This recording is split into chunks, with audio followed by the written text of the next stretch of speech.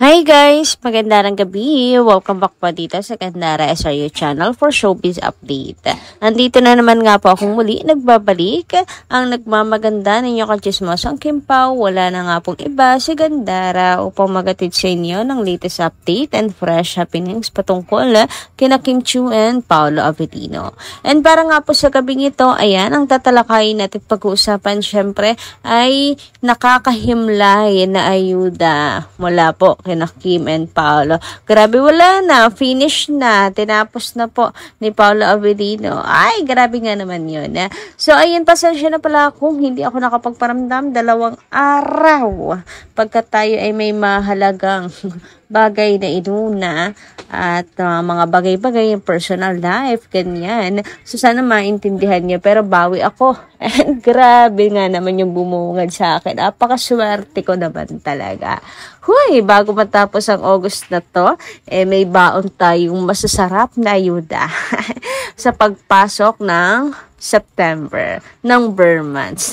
Anyway, bago tayo mag-start sa mga hindi pa nakaka-subscribe dito sa ating channel, pakiclick lang po tayo ng subscribe button at notification bell na nandiyan sa baba para mag-updated kayo at ma-notify tuwing may bago po akong chika at balita hinggil sa Kim Pao.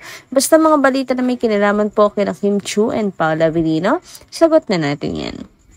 So, eto na nga mga kakimpaw, tulad ng sinabi ko sa inyo sa intro, talaga naman pong napakaswerte natin dahil bago matapos ang buwan na to, may paayuda ang Kimpaw. Talaga, yes, true.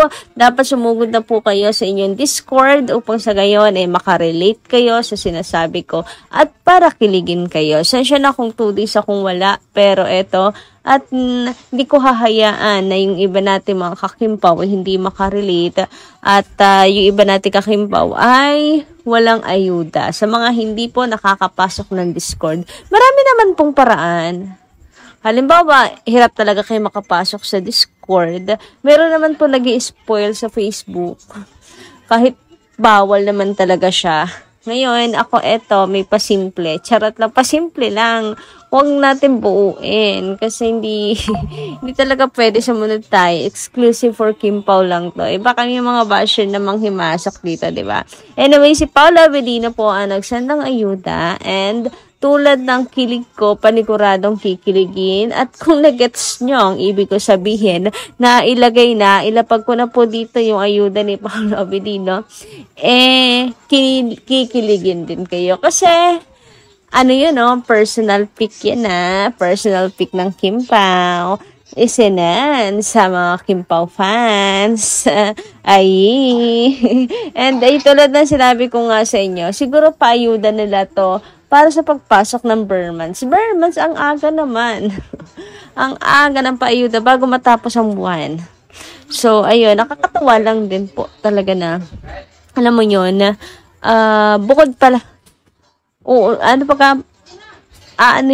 mas aagahan pa ng Kim Pao yung kilig natin. Kasi inaantay natin August 30 Pero may pauna na silang kilig. Nila medyo matagal pa kayo mag-iintay. August 30, magsisend na ako. Ay, ika naman ni Paolo Avellino.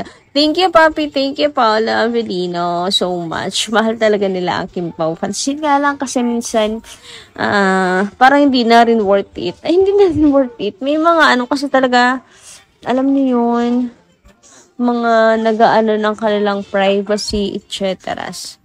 Anyway, sabi naman po dito ng isa nating commenter na si Ma'am Rosemary Biano. So sabi niya rito, shoutout po sa inyo, magkasama talaga yan sila kumenta. May duet talaga yan sila as Kim Pao. At meron din silang individual performances ever since gano'n naman talaga ang setup ng show kung kasama sila. At ini-introduce din sila as the hottest love team kasama ang Don Bell. Uy, kaya nga sobrang nakaka-excite. Sana nga po ay bukod sa solo performances, kasi para may sing and dance si Kimi, meron din silang duet as alam niyo yun, hottest love team ngayon, of course, ng ABS-CBN. Hindi lang ng ABS, even ng GMA, tabong-tabo ng mga artista talaga. Kayo pala, anong sa inyo? And anong palagay niyong kanta ang duet ang aking Pao. Anong gusto niyong kanta? Malay nyo naman, tumama kayo. Charot. Pero, excited ako ilang araw na lang guys. Malapit na, August 30. Abangan nating lahat. Hindi lang nyo, abangan nating lahat yan. At, syempre, yung dance prod ni Kimi. Mukhang bongga. So, nag-rehearse na siya nung nakaraan, diba? Anyway, sabi naman po ni Leon siya, Talian, magandang gabi, shoutout sa inyo. I am one of the billions praying for your peace and happiness, that whatever trials you are facing will be solved. Trust God, His love surpasses all misunderstandings. Kim Pao, as usual, never be affected with bashers. Be positive. Napakagandang mindset, Ma'am Leon Talian. And yes, isa rin ako sa mga millions na nagdadasal of course ng peace and happiness para kina Kim and Paolo. And yung alam niyo yung mga tampuhan namang mga ganyan, mga misunderstanding, normal naman yan sa kahit anong relasyon, mapa-Kim Pao, mapa-family issues, ganyan. So, huwag kayong mag-alala. Walang problema doon. Basta't you are matured enough to handle every situation. So, naniniwala naman po ako na Kim Chiu really matured na sa mga hamon sa buhay. Napaka-strong independent woman yan. Kung if you know her story, hindi na kayo mag-worry kasi strong siya. Dagdag panalangin na lang talaga para sa kanya. And Paolo Avellino, tahimik lang yan, pero he has a strong personality, lalo naman siguro kapag may mga problems na dumarating. And sa mga, mga kakimpaw, ayun ang message ni Ma'am Leon Talian is that, wag daw po maging apektado sa mga bashers. Be positive lang, kasi kapag positive ka, maganda lang yung, thinking mo, pati puso mo, health mo, di maaapektuhan. Ganun lang po yan kung gusto nyong maging masaya. Bashers naman kasi given na yan na walang magandang sasabihan. Anyway, sabi naman ni Karchelov, magandang gabi, shoutout. Miss Gandara, good eve po. Lapit na ang England nila.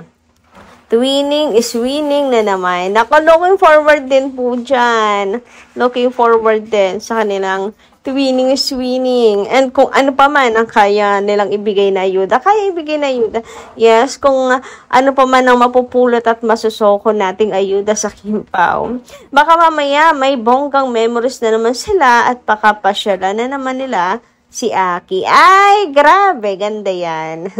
Gusto ko yan. Sana. May mga ganyang bonggang memories na naman nga ang Kim Pao. May pa-surprise daw si Kimi sa ganap niya. Huy!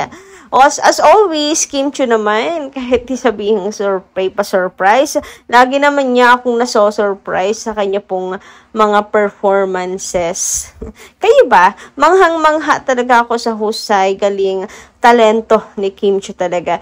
Hindi talaga siya pumapalya na pahangain ako. Talagang hanggang ngayon ako po ay humahanga sa kanya. Ang galing. Anyway, eto na nga. Yeah, hindi yun pwede na magkahiwalay sila. Sure na sure talaga na magkasama sila kasi ipopromote din nila ang Daalibay. And yun nga yung kinakapitan ko po Ma'am Karchelov. Yan din yung kinakapitan ko na kaya magkakaroon ng performance sa Kim Pao or duet. Ang kinakapitan ko na lang kasi need nilang mag-promote ng Daalibay. Para lang may reasons. So, yeah. Abangan natin yan. And yung pasilip kaya ng teaser or trailer, isasabay na rin kaya? Uy, so excited. Anyway, ito na nga, excited na ako mapanood ang performance nila. Kakakiligin na naman ang Kim Pao family and panigurado. Sobrang kilig, marami na naman po ang Team Puyaters dyan. Ayan. Sana po, marami talagang mga pasaring sa Kim Pao. Huy, mga pahapyaw, kahit pahapyaw lang na pag-amin. Panigurado, dami na namang puyat niyan for sure.